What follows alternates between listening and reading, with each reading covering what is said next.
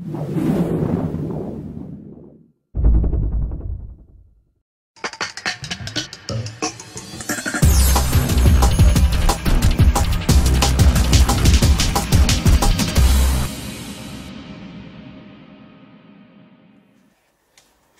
vás opäť vítam na stránkach portálu pedia.sk.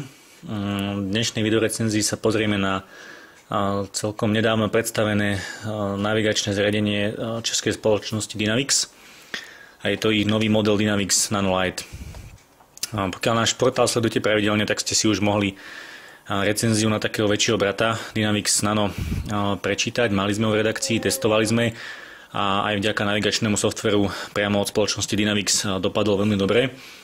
Preto sme sa o to viac potešili, že náš partner spoločnosť Dynavix prichádza s takouto novinkou, ktorá chce osloviť hlavne vďaka svojej cene širší okruh záujemcov. To však neznamená, že tie parametre alebo tie možnosti, ktoré vám táto zmenšená verzia Dynavix Nano ponúkne, by boli nejak ochudobnené. Práve naopak. Ten dizajn, ktorý novinka prináša, je skutočne výnimočný. Nano Lite je veľmi malé, kompaktné zariadenie. Svedčí o tom aj jeho hmotnosť, vlastne len 130 gramov, pričom tá uhlopriečka predného displeja je 4,3 palca a ponúkne vám rozlíšenie 480 na 272 pixelov. Dynavix Nano Lite prichádza s vlastnou vnútornou pamäťou. Tá má kapacitu 4 GB, z toho približne polovicu vlastne zaberá ten navigačný software, čiže zbytok je vám zase k dispozícii, napríklad na multimédia, či už obrázky, filmy a podobne. Ale opäť je tu použitý microSD slot, ktorý podporuje formát SDHC, čiže dokážete si plnohodnotne tú pamäť vlastne rozšíriť. Vedľa ešte na tej ľavej strane vidíte 2,5 mm audio konektor. Zariadenie pôsobí ozaj veľmi elegantne.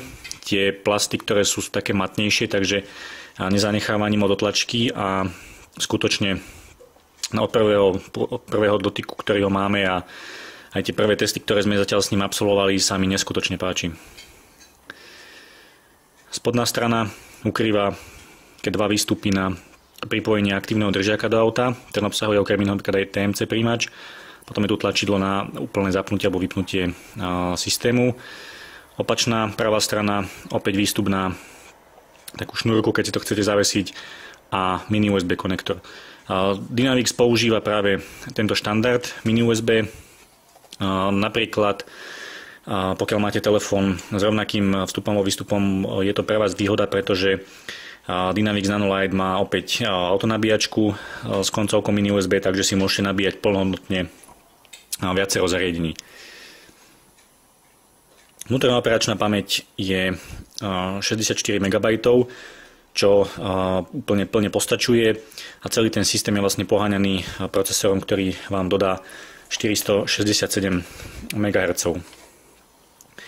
To, čo asi prvé som si všimol, a je to rozdiel proti baleniam tých vyšších levelov, ako napríklad Dynavix Delta 3 a podobné zariadenia, je absencia sieťového zdroja, takže nabíjanie, pokiaľ nemáte doma mini USB kábel na vlastne sieťové pripojenie, tak odkázaní ste len na tú autonabíjačku. Tu v tej vrchnej hrane potom ešte je tlačidlo Power aj s indikátorom vlastne nabíjania a slabej batérie. Dynavix Nano Lite prichádza s navigačným softverom Dynavix 9.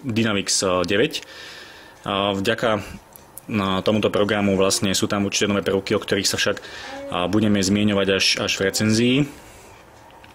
To, čo by sme si mohli my predstaviť, je ten samotný systém, jeho rozloženie a ďalšie vlastne také ovládacie prvky. Možno sme ešte mali spomenúť, že Dynavix samozrejme ponúka plnohodnotnú navigáciu aj pre Slovensko, takže nie je potrebné sa nejako obávať, že by, vzhľadom na to, že to je vlastne česká spoločnosť, že by ste boli ochudobnení pri potulkách po Slovensku. Môžeme ďalej pokračovať prehliadkou toho samotného systému.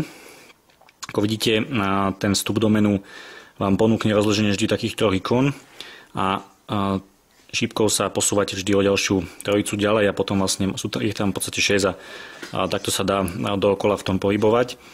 Ten samotný Dynavix 9 prináša viacero vylepšení, o tých si povieme viacej v recenzii.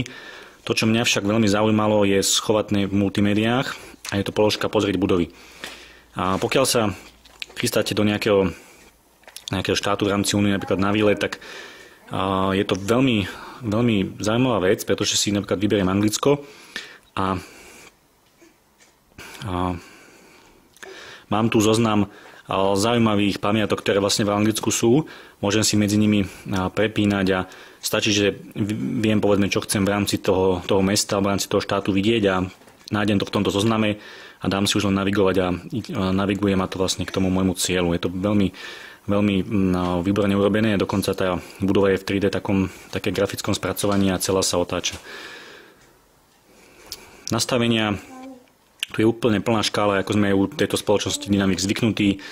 Takže môžete si taktiež zmeniť zľad. Dokonca pozadie si môžete nastaviť podľa obrázku. Témy farebné, ako vám vyhovujú. Čiže je to prispôsobené. Dokonca autá, ktoré Dynavix ponúka, sú pekne graficky spracované. Môžete si vybrať hatchback, coupé, mini, aké vám vyhovuje. Kontroler rýchlosti, taktiež nastavenie TMC, ktorý funguje vďaka aktívnemu držiaku. Ako vidíte, pohyb v tom menu je veľmi svižný, plynulý. Máte tu dokonca k dispozícii záznam jazd, na ktorý sme zvyknutí aj z tých vyšších modelov. Multimédia som zabudol vlastne prehľadač obrázkov, hudba, video. Ten displej je farebný, takže s týmto problém nebudete mať. A potom samotná mapa, tá je už štandardne takým podkladom, ktorý si môžete samozrejme zmeniť, ale je to, už keď sa na to prvý raz pozriem, tak viem, že to je Dynavix. A tie navigovanie funguje vlastne, môžete si zvoliť typ tej trasy, hľadať podľa bodu záujmu, konkrétnej cieľovej destinácie, podľa súradníc, takže ozaj je to veľmi, veľmi, by som povedal, dotiahnuté do najmenších detailov. Myslím, že účelom tejto videorecenzie bolo poskytnúť taký prvý pohľad. To sa nám, dúfam, podarilo. Viac sa už dočítate potom v tom detailnom testovaní a dúfam, že ten prvý pocit, ktorý z Dynavix Nanolight máme, ostane zachovaný aj po poslednej jazde, ktorý s ním absolvujeme. Takže myslím, že behom najviac 10 dní sa môžete tešiť na celkom vyčerpávajúcu recenziu tohto malého zázraku. Takže z našej strany je to všetko. Ďakujeme za pozornosť a pri ďalšom videostretnutí sa tešíme. Dovidenia.